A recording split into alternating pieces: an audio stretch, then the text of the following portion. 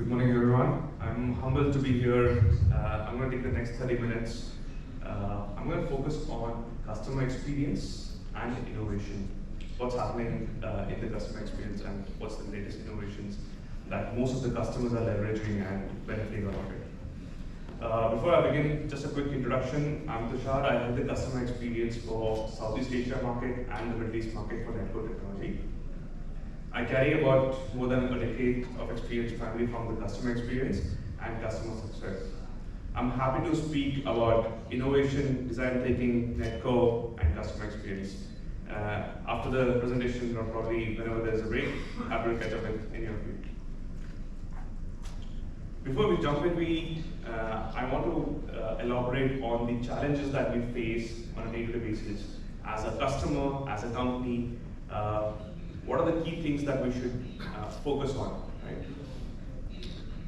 There's a lot of digitization that's happening. Most of the customers are moving to digital first age where our consumers are more tech savvy, mobile friendly. Everybody wants to shop online. They prefer personalization. How can their experience be seamless with the brand, right? He or she is one of the potential in a million audience that you are going to reach out to. Each of these users have a unique behavior. How can we identify those behavior? And how can we leverage to ensure that our brand reaches out to these customers in the right way? Every day there's a rising expectation from the customer. If you offer them X, they want Y, which is an advancement of what you are offering, right? Every single day, it's like a step to newer expectation. The customers have a shorter attention recession. For example, if you're placing an ad on Instagram, right? The customer will spend just about 5 seconds to 10 seconds and move on to the next one. How can you catch that 10 seconds and deliver the right message? Most of the customers think about how my personal information is going to be stored, how is it going to be leveraged, is it going to be passed on to third party, is it going to be used in the wrong way, right? We hear a lot of scams that happen in the market where once someone gets hold of the customer's mobile number, they reach out asking for personal details, etc., especially in the banking sector.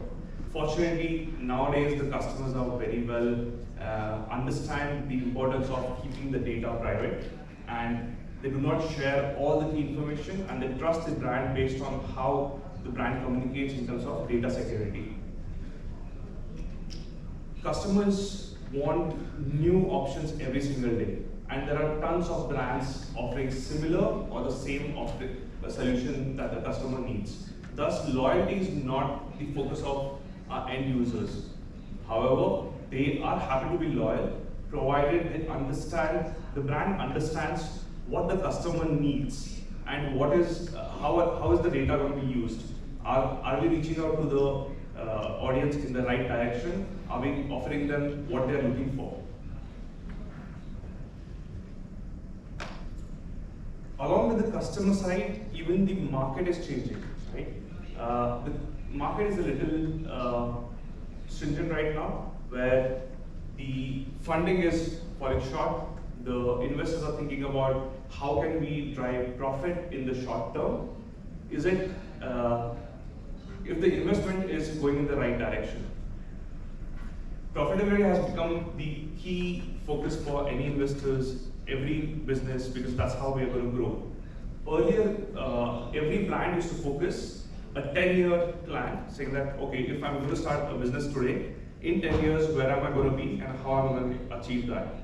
But with the change in technology, with the change in expectation from the customer, the investors, etc., the 10-year span has reduced to 5 years. And probably further down, it might reduce to 3 years, 2 years, etc., right? The mismatch in the expectation has led to a poorer customer engagement. Once we understand the customer, if you're offering the right solution, there's a great engagement with the customer. If not, it's going to be challenging in terms of how you're going to build the strategy or what you're going to offer to the customers. The last one is if we want to focus on only new customers, or is it about the existing customers? Both of these customers are important to us. The existing one talk about repeat purchase, being more loyal. How can we engage with them or create more customers via the loyal customers? Right? Companies have started focusing on the new set of customers and building a loyal base. Today, acquiring a new customer is much more costlier than retaining the existing customers. Thus, companies want to focus, how can we retain the existing customers, how can we build loyal customers, how can we do business with the existing customers. All of these challenges has led to many questions have arisen because of these challenges, right? The first one is higher acquisition cost. Every time you run an ad on Google, Instagram, Facebook, WhatsApp, and any other channel, the cost that you incur in terms of getting a new customer has increased roughly about 60%. There is lower retention rate. Customers engage with you on the first time. If they have had a great experience, then they continue to engage with you. Right? If the first experience itself is not seamless, they're likely to look for a competition or a different product. Thus, there's a need for market efficiency, where the customer experience piece comes in picture. How are we engaging with the customers? Are we building the right strategy? Are we communicating with the customers in the right channel, in the right direction, the right message, etc.? Having all of said the challenges, what is the KPI of the business? Still we focus on revenue. Revenue becomes one of the key focus because every company wants to show that they're growing, they're profitable, their investment is going in the right direction, right? However, there's an increase in the cost of acquisition, the average order value is decreasing, increase of repeat purchase is something that we want to focus. It's all about the plus side that we want to see. This helps in, of course, growing the business, but how are we engaging the minus points, where the increase in the cost or probably the loyalty. We have moved away from just the traditional method of business. Now we know that we want to be digital first. Being digital first helps us engage with the customer where the shoppers are readily available.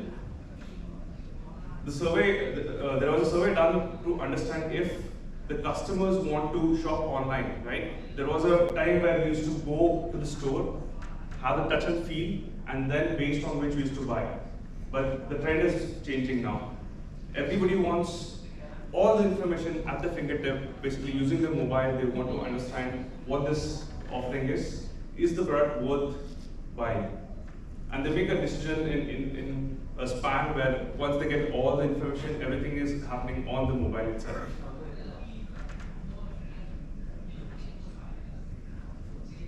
This was a recent survey done where most of the companies, when they are trying to reach out to the customers, only 3% are the ones who are actively looking to purchase something for you at any given point in time. 7% of them are open to the idea to buying something, but maybe from you or from a competition. And then there are 30% of the audience who are not even thinking about you, but they want to buy the similar product. 30% do not want to, do not know who you are. Basically, the customers do not know your brand. Building a brand becomes important, thus building the customer experience. The last one is 30% are not interested in you. Basically, these are the customers who we shouldn't focus. So basically, this pyramid talks about who are your key customers, what is the percentage, whom should you target, is it just the 3%, is it the bottom 30%, how can you build your strategy? And if only 3% of your customers are actively wanting to buy from you, that's great, right? They already have the intent to buy from you. How can you ensure that they're going to buy it from you, and we are offering the right product for them. 7% are open to the idea of buying, but they might buy it from you or someone else. So how do you engage with them, saying that, hey, come buy from us because we're a better brand, we have a better product, we're better than the competition. How do you convince? That's the key focus.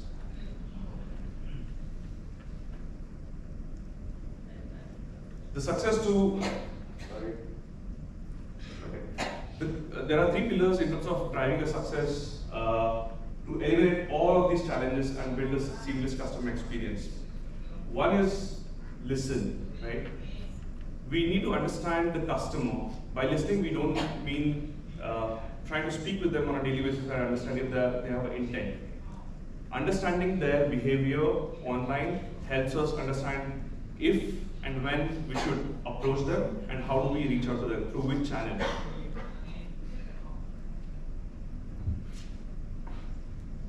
Using AI, using data that we have collected, it helps us understand how do we predict when the customer is going to buy next, what is the segment of customers whom we need to target, and what are the content or which channel specifically we need to focus.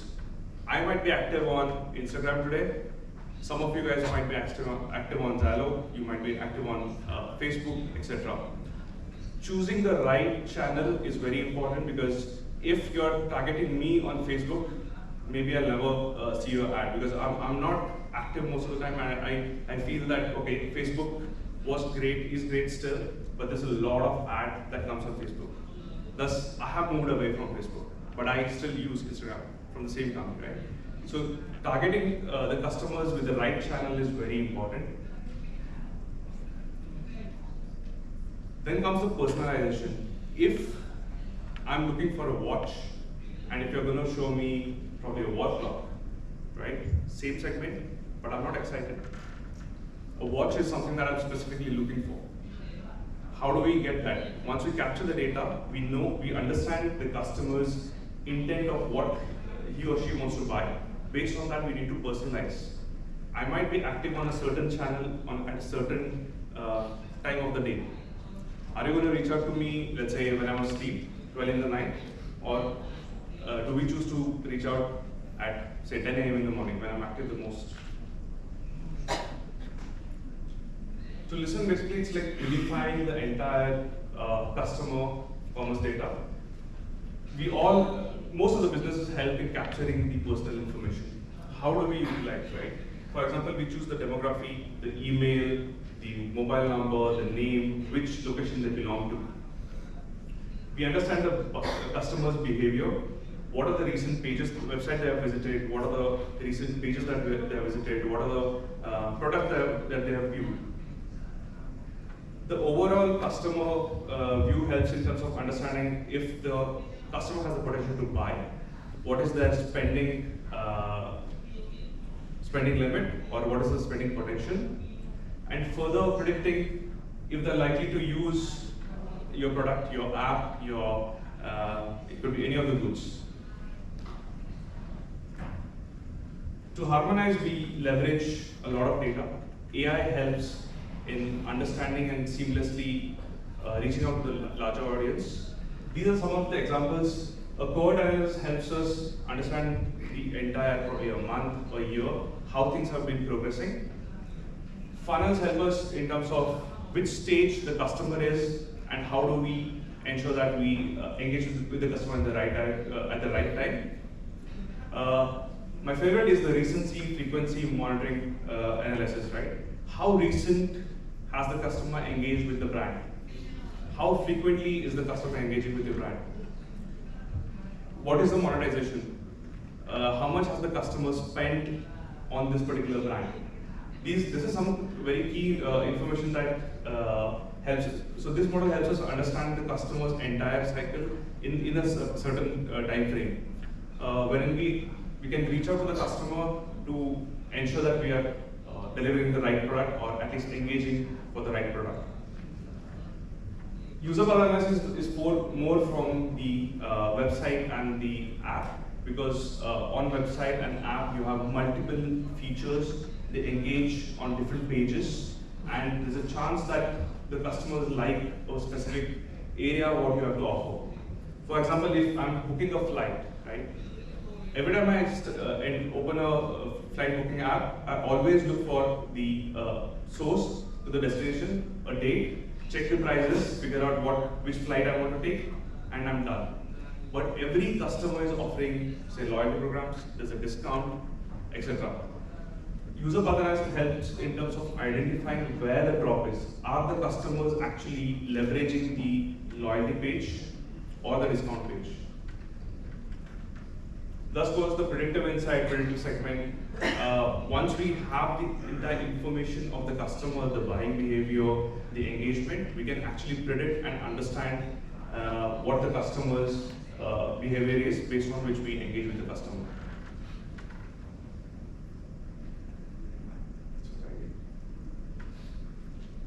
So we need to create a meaningful journey, right? The customers do not the customers step in to engage with you often, but there's a different step. At each step, the engagement is different. The first time the customer comes to you, there's a registration, interest of buying the product from you, and then moving to the next one. They browse the product, they shortlist, understand what is the need for them. Based on their interest, they add products to the cart. Adding products to the cart doesn't mean they are likely to buy from you. It just means that they have an intent to buy from you, right? So then there's a decision the decision factor that comes in picture where they choose to buy, or maybe they're still exploring with other brands, other products. There might be a drop, right? So how do you re-engage? To ensure that if the customer has dropped, you need to choose the right channel, engage with them, and make sure that the purchase is done. Post the purchase, generally most companies focus from exploration to purchase. What do we do next? There comes the loyalty and cross-channel promotions. Building that loyalty is basically the customer has already bought something from you. After a certain period of time, you can engage with the customer, trying to understand how their experience has been. You could probably trigger a simple NPS, a survey to understand what went well, what did not go well for the customer. Based on their feedback, you could, if the customer says everything was great, wow, I'm wowed by the experience engaging with you on your mobile app, great. Capture that feedback, get those ratings on probably Google Store, App Store, etc. All the possible channels that is important for you. If the customer is not happy, if he expresses a concern, thank him for sharing the feedback. Maybe you want to gratify, give him a coupon code saying that thanks for giving the feedback, this helps us in the long run. Here's a coupon code for you, you can leverage this and keep the customers engaged. So this was more of what are the challenges, how do we engage the entire stack in terms of how do we engage with the customer and build a seamless customer experience. In terms of innovation, what is the current focus, right? Nowadays, every brand has a mobile app. Every brand has a mobile app. Everybody wants to be mobile first because today, each of your customers are more engaged with your mobile. On an average day, everybody spends about 4 to 5 hours using mobile, doing n number of activities on the mobile, right? How does the app experience, the nudge, help in terms of engaging with the customers? Primarily, let's say I'm a customer who's just signed up, who's just downloaded the app. I've signed up and I'm new on the app. Each and every app, the user interface is different. The offerings are different. The way you want to engage with the customer is different, right? So when you open an app, it's like a new thing that has come to you, it's in your hand. Educating the customer, the entire possible features, the key features that you have is very important. Giving them a quick walkthrough. For example, if you happen to, say, install Amazon or any shopping app, right? The moment you install, first thing comes the registration, then discovery of the products, then there is loyalty, there is adding your credit card or debit card, etc., and then the address and checkout. So this is more of the e-commerce journey. If you walk me through saying that this is the tab where you need to go to, let's say, log in and explore the products, and this is the payment, this is how it looks. That first impression of the entire app helps me to make a better decision of how I want to engage with the app, right? Maybe the customers are comfortable, some are tech savvy, some are not tech savvy. The need is to ensure that you educate the customer across each step, giving them a contextual nudge, right? For example, if I'm exploring, let's say, a shirt on e-commerce, right? And I'm looking for a specific one, and when you get a recommendation saying that, hey, these are the best sellers, that is something that excites me. I might choose to pick that, I might choose to pick something else. But moving from one process, from one stage to the next, you need to nudge the customers. Basically, it's like, imagine I'm standing here, I'm speaking, and you see the pointer that comes on the screen, right? That's a nudge, a real life nudge example. Similarly, you could do it on the app, just to highlight the key features. For example, if I'm on your app and there is a discount that's going on, but if I happen to choose it, if I'm well informed, I'm happy to choose the discount and then buy the product and check out. If that nudge was not present, maybe 50% or more than 50% would drop off. Maybe they would buy directly without using the coupon code, but they would be dissatisfied saying that, oh, I bought it for X price, I could have actually bought it for X minus price, right? So nudging the customer at with the key features that you want to highlight is very important. These are a couple of examples how fintech companies are doing the nudge. Basically, you see here, this is more of the pop-up where you want to express where you want to explain what this particular feature is. If there is an add to cart, or if there is just a click where you want to add information or you want to capture the feedback, right? So this is more of a pop-up where you are highlighting what this specific feature is and you want the customer to engage. On a fintech app, maybe you want to educate them saying that there's a new partner that we have tied up with and there's a offer that they're running. Go to this restaurant, redeem this, you will get 20% discount. In doing so, you might have n number of options displayed on the app, nudging the key features that you want to highlight to the customer helps in making the decisions better. These are a couple of other examples. So when it comes to nudging, there are a few simple methods. One is trying like a dialog box, which helps in detailing out the entire feature. Right? Then there are beams. Basically, it's like a single spotlight where it keeps popping up. Like imagine a firefly or maybe a firefly or maybe even a spotlight, right? Basically, it's like it goes on and off, on and off. Whenever you're exploring the app or the services or the products, when there's a nudge, when there's a spotlight, it's an intention saying that subconsciously you're targeting that there is something interesting more than what you are exploring.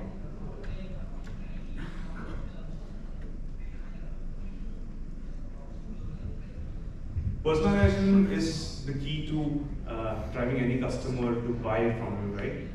These days, simplicity, keeping to the latest trend, is something of a key focus for every brand. Time and again, we have seen that the more complexity that you build, the more chances that your customers are going to drop. So try and keep it more simple. For example, Instagram, right? Although you might end up coming across hundreds of ads on Instagram, hundreds of profiles on Instagram, checking multiple photos, but the interaction and the engagement is so seamless because you have every time you scroll, the window shows the exact information that you're looking for properly.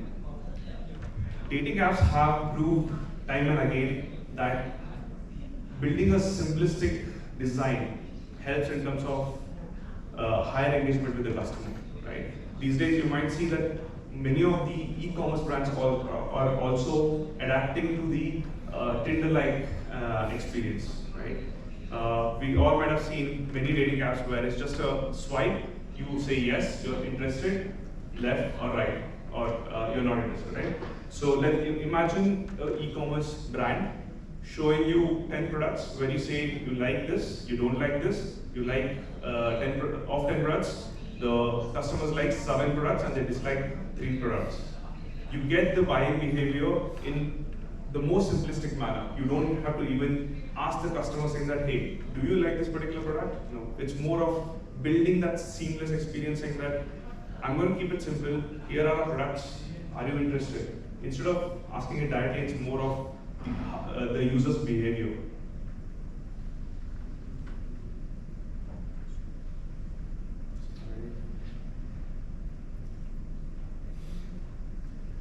The next thing I want to speak about is email personalization. Today, as a brand, we choose n number of channels to engage with the customer. For new customers, for the existing customers, we choose as many channels as possible. Okay? But email is one of the most cost-effective, and yes, there is innovation in email. Earlier, we used to have those boring emails where it was just a text or an image, and you're done, right? So every time you get an email, you open that, you understand what the context is, and you move on. There's no action happening further. The change that has come in email is the AMP, which is more of engaging the customer within the email. Imagine this, having your entire website placed within the email. If I happen to send an email to a customer which says, this is X company, this is the offering, this is something interesting that we have launched recently. Do you really think that the customer is really going to read that email, go to your website, and then further buy it from you? Very unlikely, right? AMP helps us integrate the entire website within the email, where, let's say if you have launched a new product and you want to showcase that to your customer and you want to increase the sale of that particular product, everything action from discovery to understanding the details of the product to the price point and the stock, right? Everything could be placed within the email, where once I get the email, I open up, check which product I like, and then place the order within the email. So we are working with many brands where we have seen almost 10x plus conversion.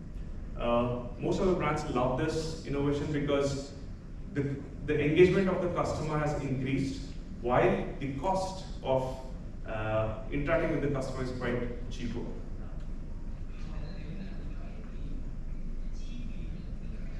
Here are some examples. The first one talks about a person who's placed an order, and all the details is within the email, right? You could provide a tracking number, you could provide details like real life details about where the shipment is, when is it going to be delivered, etc. Right? The second one talks about poll. You can even run if you want to do a survey, if you want to understand the sentiment of all your customers, even that can be done within the email. Imagine this, right? So you get an email saying that help us understand what you like about a brand, and you have a feedback. The old method was when you click, it takes you to the web page, and then you have to answer multiple things. But the customers don't like to be switching from one page to another. If I get an email today with AMP where there's a feedback that is within the email, I'm likely to respond. I don't need to switch between the email app to the website. Everything happens within the email ecosystem itself.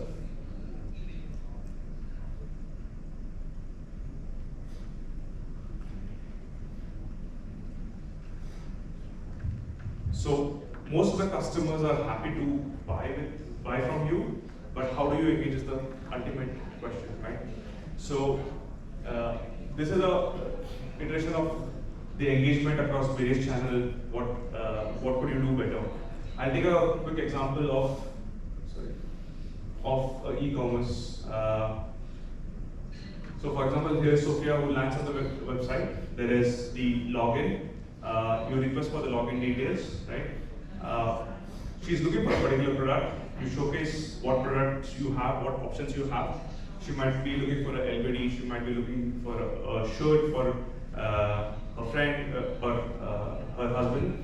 And based on her searches, we try to understand which channel we need to engage with Sophia, right?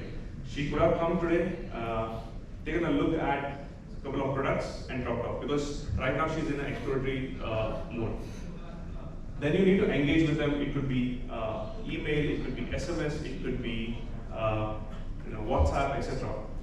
We need to understand the customer's behavior and based on which we engage with the customer.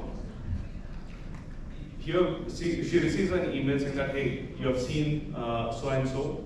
These are the new latest products that we have added to the inventory. This might be interesting.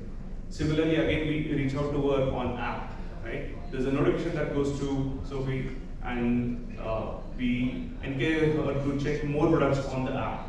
So you're trying to engage with her in every single channel possible.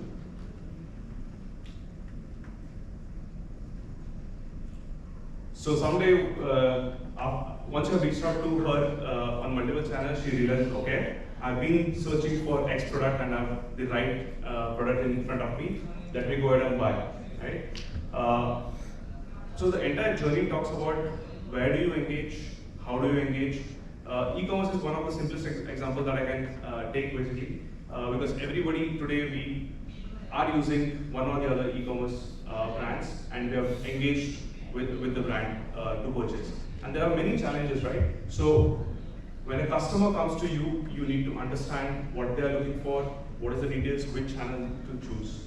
That's the crux of it.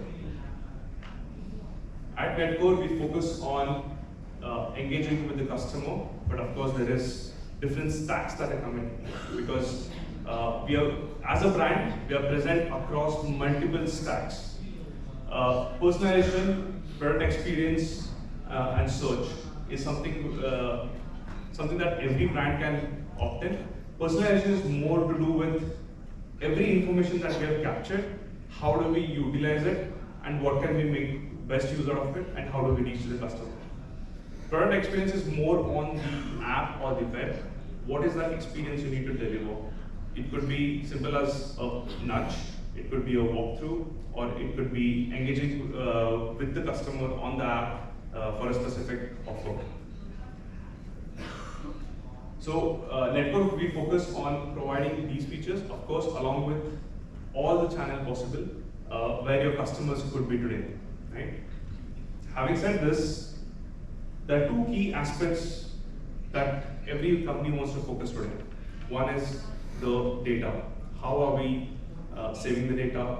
How can we utilize the data? How safe is the data? And what insights we can get from the data? That's one aspect, right? That's the data aspect. Using AI, we get a lot of insights about the customer and how they're engaging with the brand. Thus, helps you make the right decision at the right time. In terms of data security, we have ensured that when it comes to data security, we are focused on having the latest tech in place and ensuring that we meet all the criteria in terms of, so we are ISO certified, we are focused on GDPR. Now I know that Vietnam is going through a lot of data security as one of the concerns from the government, right? We already have ensured that the data is safe and private only to the brands.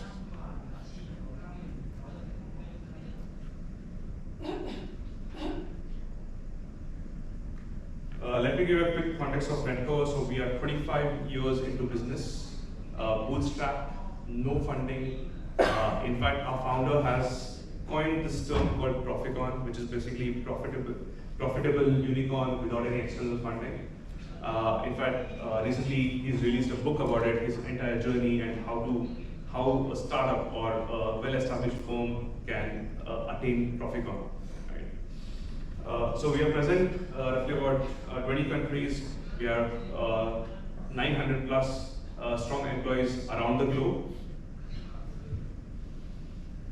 We're catering to mid-size enterprise customers primarily. We have a startup space as well, where we are working with companies who are recently started, and we do give them some special benefits. But so Netcore platform is primarily focused on having that omni-channel experience,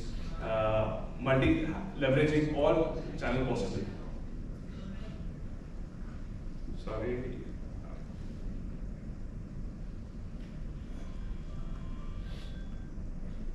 Okay. So in this representation, here's basically these are the channels that we can reach out to. What are the key features that we can opt in from Netcore? And omni-channel, we talk about how do we engage with the customer using data, personalization, which is the channel that could be leveraged, right? This representation primarily where customer is available on multiple channels, but using AI, we define which channels are the best one and what time you need to engage with the customer. So in terms of offering, so the right side is the offering. One is the product experience stack, the engagement stack, which is more of understanding the customer, getting all the data in one place, and it happens over a period of time. And then there comes the communication stack. These are a couple of brands that we're working with. This is primarily from the Vietnam market. Of course, from the entire Southeast Asia market, there's a much bigger one. Just want to run you by a couple of success stories. Of course, we provide the product. Along with this, we're focused on consulting, thus able to achieve some greater numbers with many of our brands. K-Crush is one of the brand which is based in Malaysia, but they have a presence across, and they were able to achieve 80% uplift in revenue. So what we did here is primarily we engage with the customer to understand what is their business objective. What do they want to drive this particular quarter and the next and for the entire year? Based on their business strategy, we did a lot of consulting in terms of sharing best practices, engaging with the customer on a day-to-day basis, and giving them the right guidance or direction based on the entire market or the changes that are coming into the market. Thus, they were able to generate higher revenue. Similar goes for the case of many other brands. Some are focused on more of a click rate. How do they engage with the customer? Is it reaching out, opting the right channel? What's the frequency, etc. Right? Some of them are focused on revenue. Some of them are focused on just building the brand value, thus reaching out with the right campaigns.